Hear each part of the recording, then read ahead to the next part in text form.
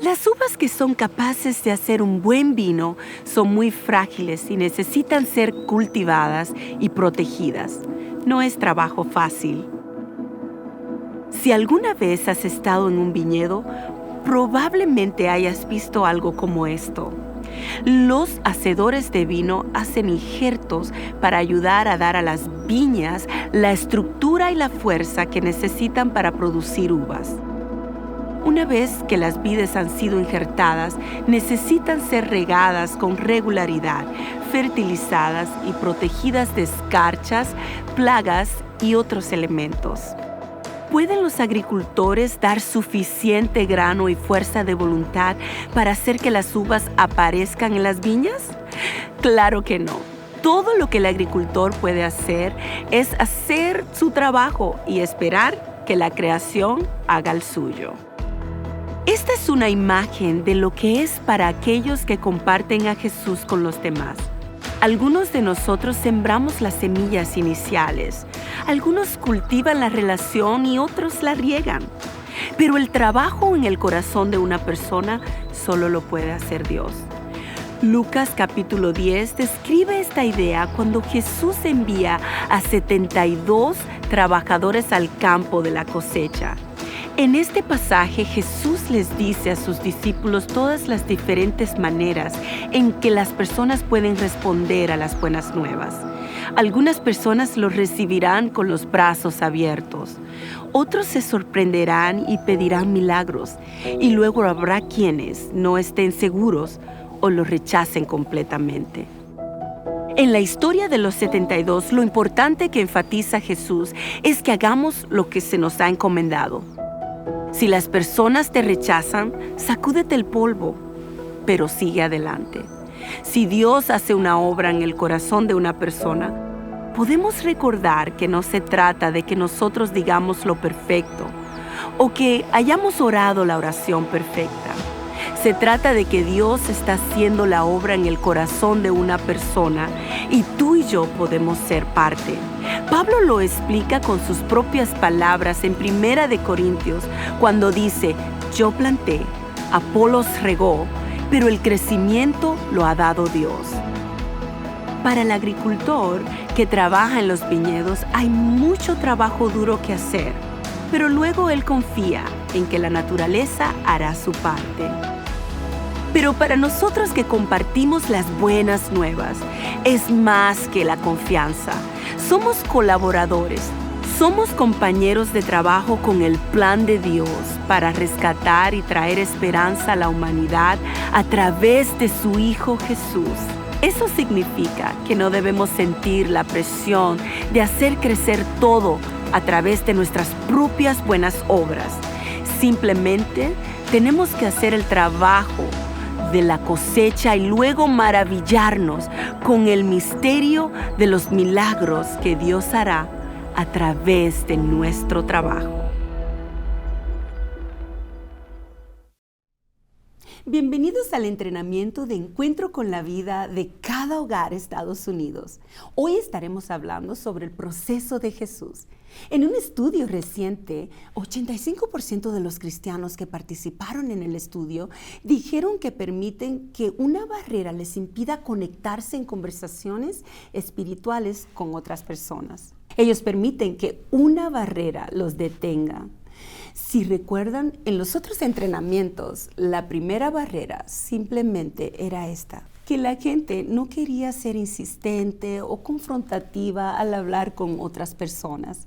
La segunda barrera era que la gente no se sentía realmente cualificada, significando esto que ellos no sentían que eran lo suficientemente santos o que eran lo suficientemente buenos para compartir a Jesús, que sus vidas aún no estaban en la cima.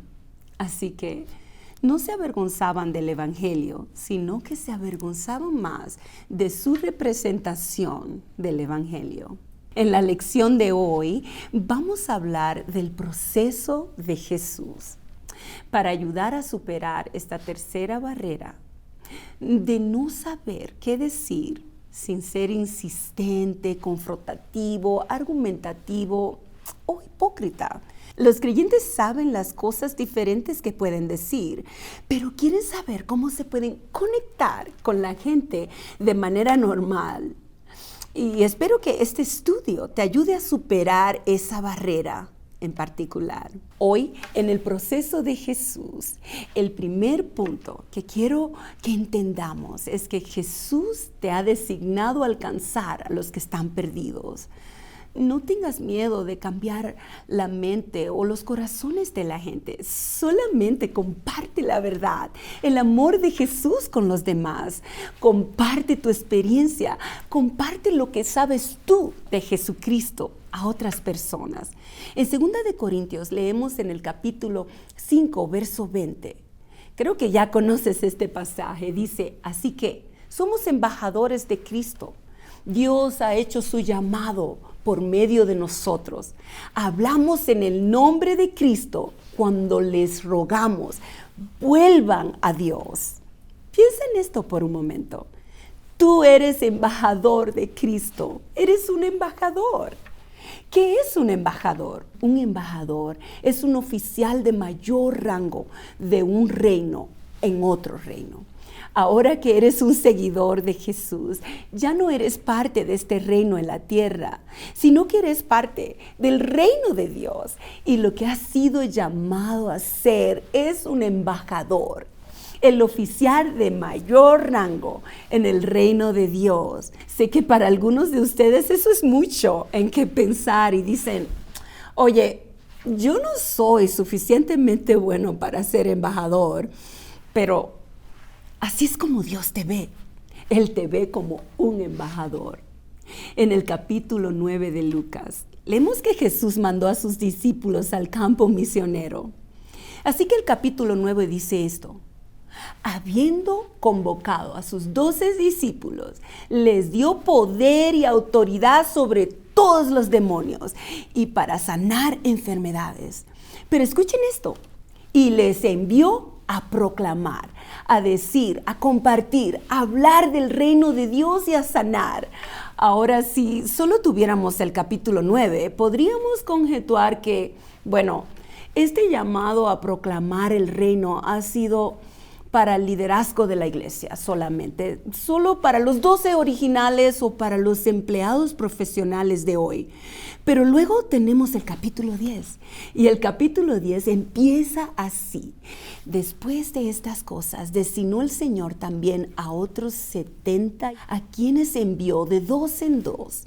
Y delante de él a toda ciudad y lugar donde él había de ir. Y les decía, la cosecha, la verdad, es mucha, mas los obreros son pocos. Por tanto, pidan al Señor de la cosecha que envíe obreros a su cosecha. Así que Jesús no solo está enviando una fuerza de trabajo mucho más significativa. La fuerza de la misión sí se puede decir, pero les dice a estos 72 embajadores recién nombrados, misioneros, a los que dicen, oren fervientemente al Señor por la cosecha, por más trabajadores. ¿Por qué? Porque la cosecha es muy abundante. Hay mucho trabajo que hacer y Dios les invita a ustedes, a la iglesia entera, a venir y participar en la cosecha. Ahora, ¿cuántos de ustedes pueden pensar en alguien ahora mismo en su vida que no conoce a Jesús? Quien no está viviendo una vida de conocimiento de Jesús, quien no sabe de la verdad y el amor de Jesucristo. Creo que si pensamos, algunos de nosotros no tenemos que pensar demasiado. Podrían ser miembros de nuestra familia, podrían ser compañeros de trabajo, podrían ser compañeros de clase, podrían ser tus vecinos, que ellos no conocen la verdad y el amor de Jesucristo. Dios te está mandando como el embajador para ir a compartir su verdad y su amor para todas las personas. Creo que el 100% de nosotros conocemos a personas que necesitan oír la verdad de Jesucristo. El segundo punto es este. Ve con el pastor. Él te protegerá y te guiará. Así que lo que Jesús está haciendo es nombrar a sus 72 Los está enviando y luego en el versículo 3 dice esto: vayan, miren que los envío como corderos en medio de lobos. Piensen en esto por un momento. Los envío como corderos en medio de lobos. Ahora, yo diría que cuando un cordero se enfrenta a un lobo, ¿quién es el que más fuerza tiene? ¿Quién es el más probable de ganar esa batalla?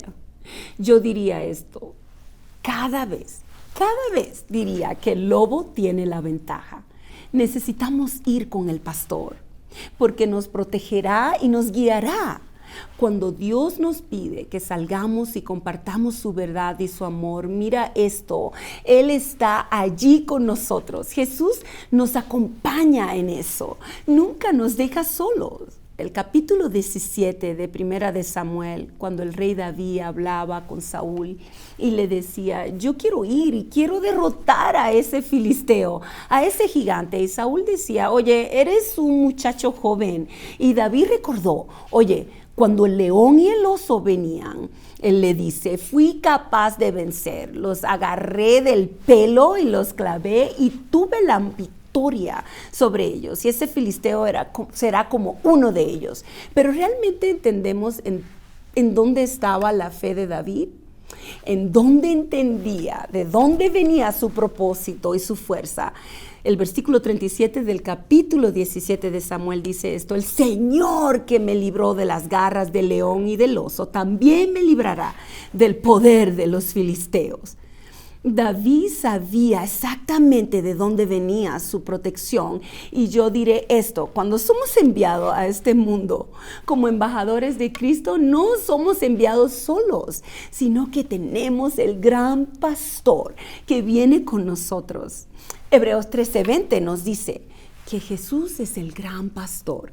Jesús dijo que nos está enviando como corderos entre lobos, así que asegúrate de que siempre salgas con el pastor. Jesús nos ha prometido, y una y otra vez en los pasajes de la Gran Comisión de Mateo, Jesús dice: yo estaré contigo hasta el fin del mundo. Jesús dijo: yo voy a ir contigo, yo seré parte de ello. No solo salimos con la presencia del pastor, sino que también salimos con la autoridad del pastor.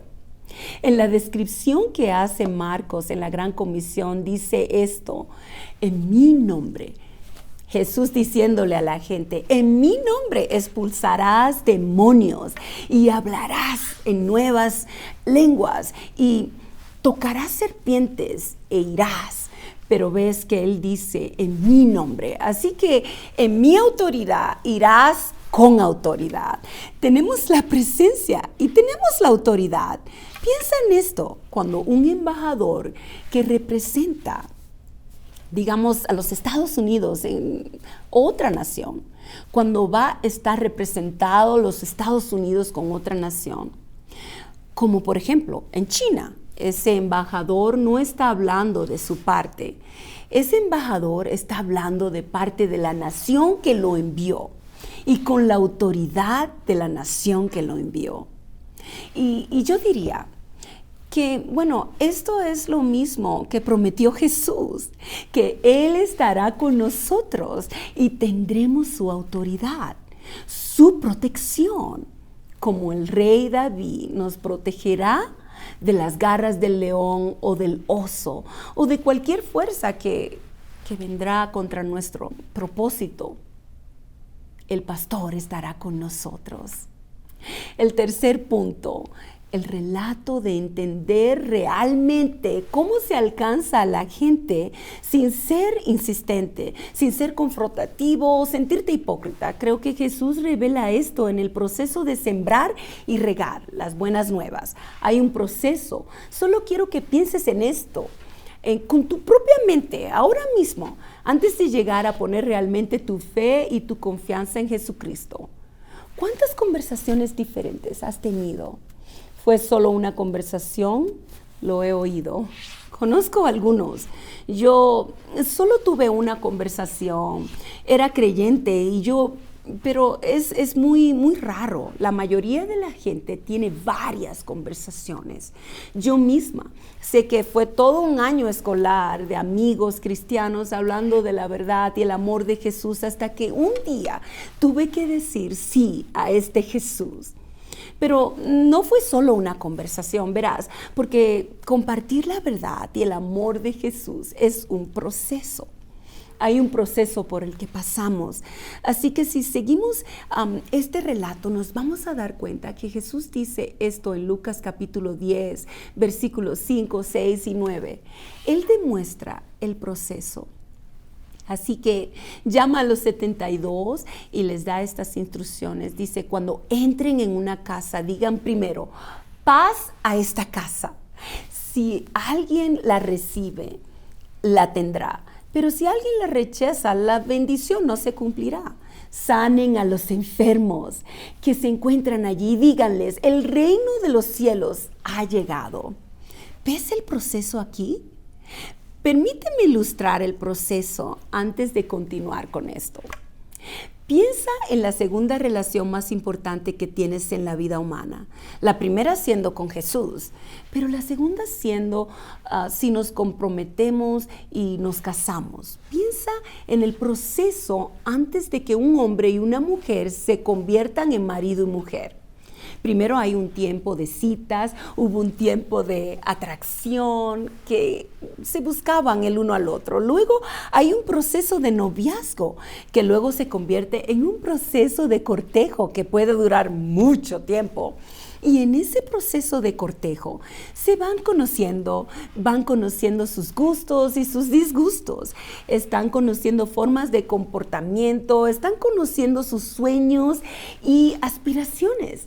Se van conociendo hasta que finalmente llegan a un punto en que él dice, oye, vamos a juntarnos en una relación de pacto, hagamos un pacto. Y esto toma tiempo, hasta un año, algunos varios años. Es un tiempo de proceso para cada pareja. Entonces, ¿por qué a veces en la relación más importante que tenemos pensamos que no hay un proceso? El proceso es, en primer lugar, habla de paz. Pienso en esto por un momento, especialmente porque quizás tenga una barrera de no confrontar o ser insistente. Jesús dice, hablen de paz. Ese mensaje es el mensaje del Evangelio. Compartir un mensaje de paz. No es un mensaje de traer a la luz el pecado de la gente, de decirles cómo son, sino que se trata de decirle a la gente lo bueno que es Jesús. Habla de paz. La segunda cosa es que hay que priorizar las relaciones. En este pasaje se habla de no moverte, comer lo que te da la gente. Hay que conocer a la gente y a la gente tiene que sentirse que le entiendes, que entiendes a tus vecinos, a tu prójimo. Podemos priorizar las relaciones según este tipo de programa. Tenemos que invertir tiempo. De nuevo, simplemente como la ilustración del matrimonio. A veces esas relaciones vienen de manera rápida, a veces es una inversión de mucho tiempo antes de que esas personas estén dispuestas a llegar a una relación de compromiso y de pacto. El tercer punto es reconocer el quebrantamiento. Dice sanar a los enfermos que hay. Ahora sí hay dolencias físicas y hay enfermedades físicas, pero hay otro tipo de enfermedades que nuestro mundo tiene hoy. Enfermedades relacionales, hay enfermedades económicas, enfermedades raciales. Hay todo tipo de cosas diferentes que tenemos que reconocer y sanar. El dicho antiguo de que la gente no le importa cuánto sabes hasta que saben cuánto les importas es realmente apropiado aquí. Cuando reconocemos el quebrantamiento de las personas.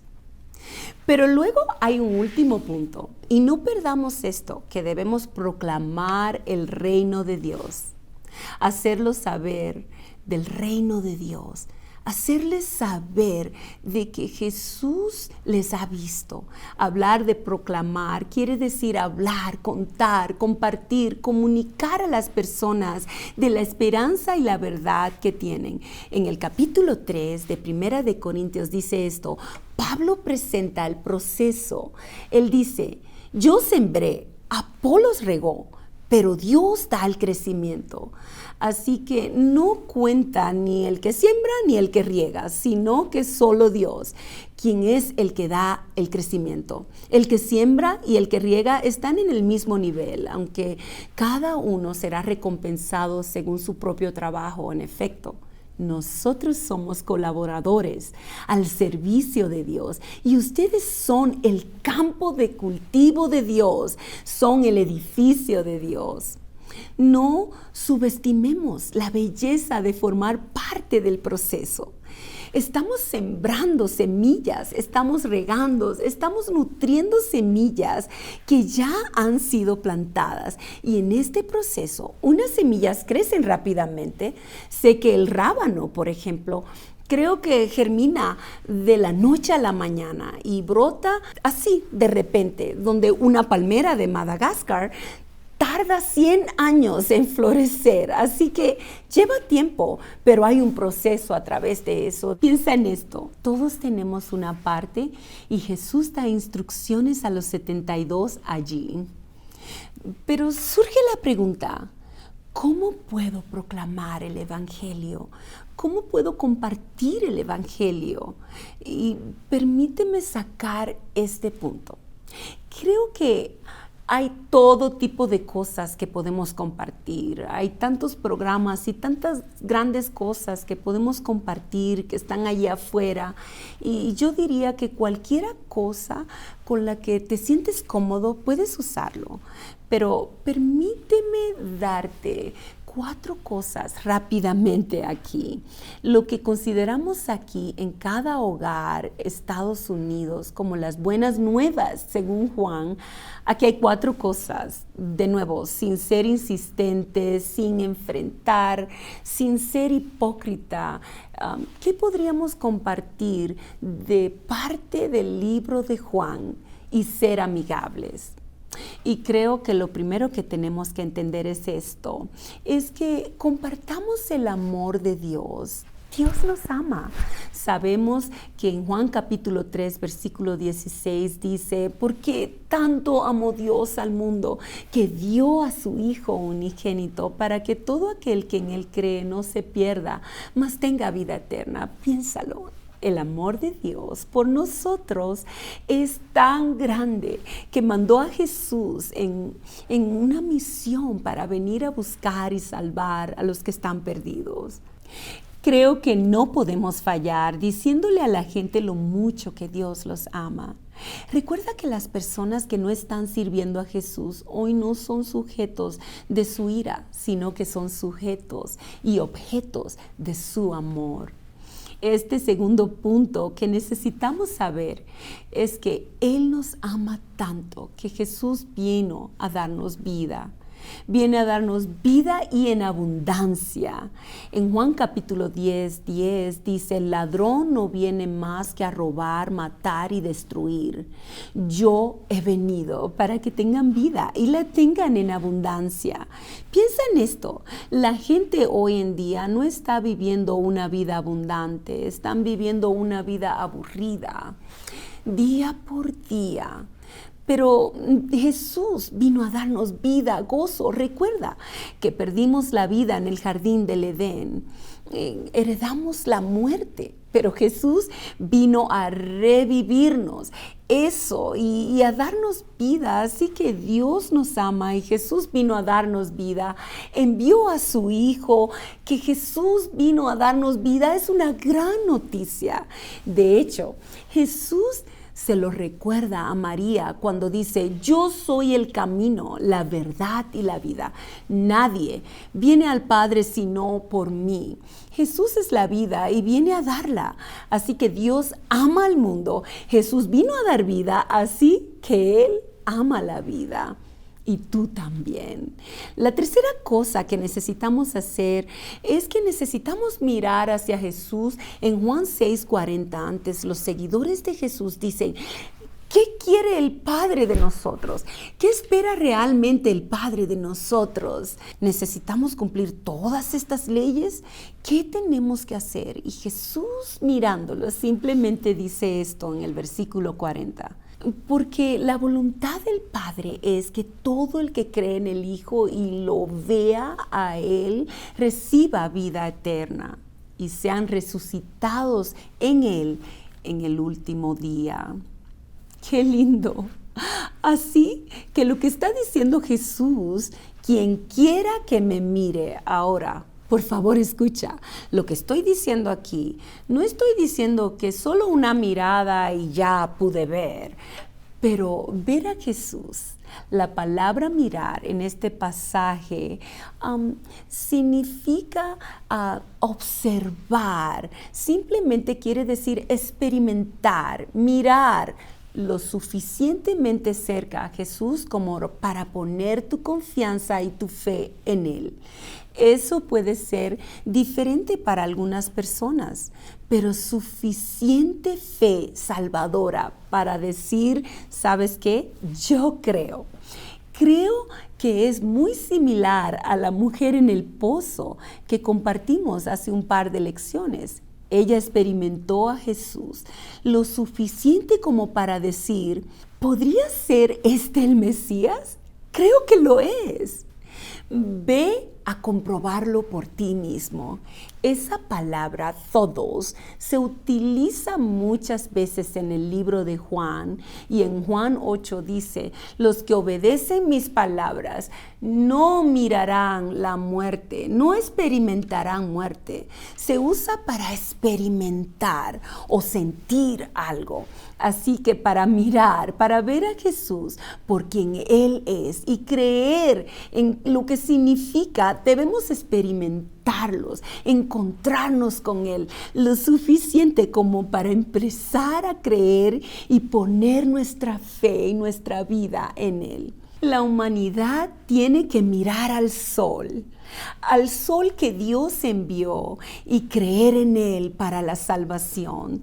Dios amó tanto al mundo que vino a darnos vida. Solamente tenemos que mirar hacia Él y verlo y creer en Él. El Espíritu Santo nos guía. Debemos dejar que el Espíritu Santo nos guíe. Recuerda que más adelante en el capítulo 16 de Juan, Jesús estaba listo para ascender de nuevo al cielo y sus discípulos dijeron, no te vayas. Pero Jesús dijo, no, entiéndanme. Pero les digo la verdad, les conviene a ustedes que yo me vaya, porque si yo me voy, les enviaré el Consolador y Él vendrá a ustedes. En cambio, si no me voy, no podré enviarlo a ustedes. Cuando Él venga, mira esto es lo que el trabajo del Espíritu Santo hace. Él viene a convencer al mundo de pecado, a enseñar la justicia. El Espíritu Santo viene a convencer de pecado. Pero cuando venga el Espíritu de verdad, dice la palabra, Él nos guiará a toda verdad y a toda justicia. Espero que para ti sea refrescante entender que nuestro trabajo como proclamadores no es condenar a la gente, no es juzgar a las personas. Ese es el trabajo del Espíritu Santo. El trabajo de Él es convencer a las personas de su pecado. Es guiarlos a la justicia y a la verdad. El trabajo del Espíritu Santo es guiar a la gente. Así que no podemos cambiar nosotros los corazones de la gente, pero compartimos la verdad y el amor de Jesús. Y debemos dejarlos entender el amor de Dios para recibir vida nueva, para poner su confianza, y al ver a Jesús y creer en Él, van a ser renovados. El Espíritu Santo va a venir a trabajar en nuestras vidas. Él ha estado trabajando con Jesús. Yo he estado sirviendo a Jesús por tantos años Y hasta el día de hoy, el Espíritu Santo todavía me recuerda de cosas que necesito cambiar y hacer en mi vida. Necesito el Espíritu Santo, igual que tú. El Espíritu Santo en nuestras vidas está allí siempre para guiarnos, dirigirnos y amarnos. El Espíritu Santo es lo que Dios utiliza y lo hará en la vida de las personas. Así que piensa, tengo que ser insistente, tengo que convencer a la gente de su pecado, tengo que decirle a la gente lo malos que son. Puedo darte un poco de alivio aquí. Ese no es tu trabajo, ese es el trabajo del Espíritu Santo. Es el trabajo del Espíritu de Dios, guiar, hacer que la gente vea lo mal que está haciendo. Tú y yo solamente tenemos que decirles, ve a Jesús porque Él te ama. Cuéntale a las personas lo que Jesús ha hecho por ti, como tú lo has experimentado. Personalmente, me fijaría en el lugar donde yo vivo. En mis vecinos, mi comunidad, las personas que están a mi alrededor, la gente con las que me relaciono diariamente o semanalmente, en el trabajo, en el supermercado. Allí mismo hay gente con la que podríamos comprometernos, conectarnos, personas en el supermercado, quizás gente en nuestro lugar de trabajo. Ahí esas personas necesitan escuchar en los restaurantes, en actividades recreativas, cuando estás en el gimnasio, cuando visitas a la gente, sigue y sigue buscando y vas a ser intencionalmente en conectarte. Tendrás oportunidades de compartir la verdad y el amor de Jesús. Dios nos envía por allí y no tenemos que hacerlo de una manera muy insistente. Y entiende que hay un proceso y Jesús nos está invitando a ser parte de ese proceso. Y hoy quiero terminar contándote el relato de esta familia en Carroll, Iowa, que decidió, vamos a contar esta verdad a nuestros vecinos, lo que Jesús está haciendo. Cuando fueron a su vecindario, y verás lo simple, pero también el proceso que tomó con el tiempo para que una señora realmente buscara a Dios y se preguntaba a sí mismo, ¿será Dios real? Pero debido a su obediencia, vamos a ver lo que sucedió. Disfruta este video. Estaba en una ciudad nueva, sin amigos y sin familia. Llegué al punto en que conducía a algún lugar y dije en voz alta, no hay Dios. Esto es muy miserable. No hay forma de que haya un Dios.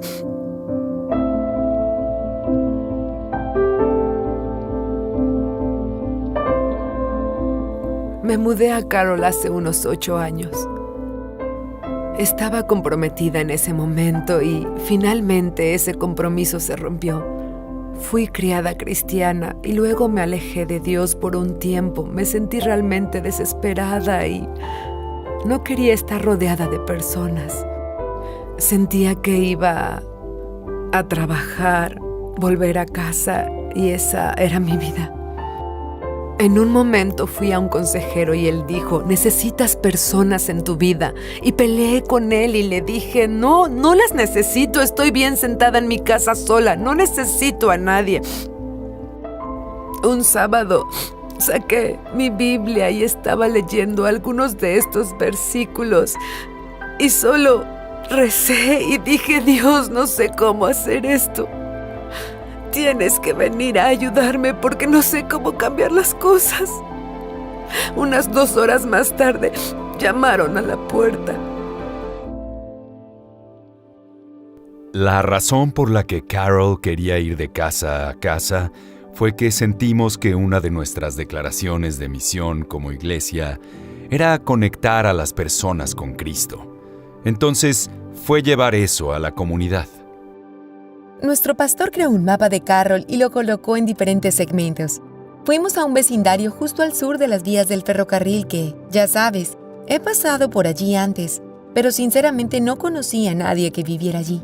Y casi habíamos terminado y nos estábamos cansando. Habíamos hecho que mucha gente dijera no, no gracias. Y creo que miramos al otro lado de la calle y dije, hagamos uno más. Abrí la puerta y eran esta pareja y sus 4 hijos. Me dijeron, vamos de puerta en puerta, nos reunimos con nuestros vecinos y nos preguntamos si hay algo por lo que podamos rezar con ustedes. Ella se asomó un poco. Ni siquiera se movió fuera de la puerta ni nada. Me di cuenta que estaba un poco intimidada. Pensé por un minuto y les dije, no lo creo, pero gracias. Y los despedí amablemente.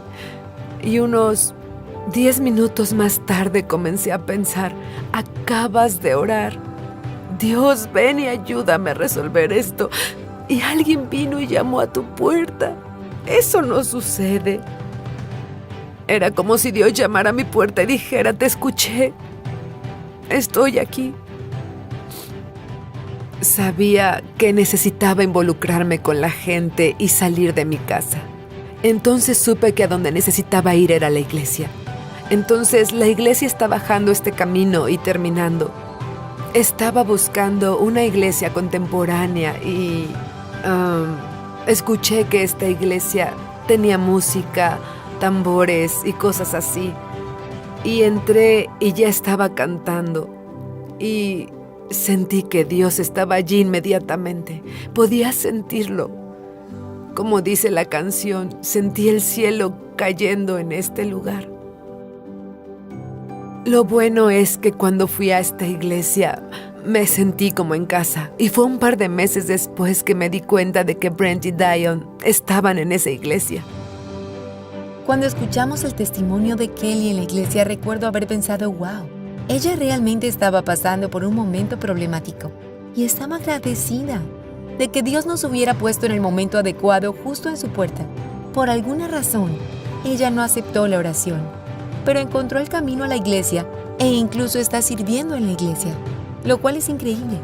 Toco el bajo para el equipo de adoración y estoy en un estudio bíblico los miércoles por la noche con algunas de las mujeres cristianas más genuinas que jamás hayas conocido. No sabes qué papel vas a jugar en la historia de salvación de alguien. Si vas a ser el que siembra una semilla, si vas a ser el único ayudando a cultivar la semilla, solo necesitamos obediencia y dar un paso en el amor a Dios y el amor a nuestro prójimo. Realmente demostró que Dios fue fiel en todo el asunto. Lo peor que pueden hacer es decir no y cerrar la puerta. Pero incluso si dicen no y cierran la puerta, no saben cómo eso los impacta detrás de esa puerta cerrada.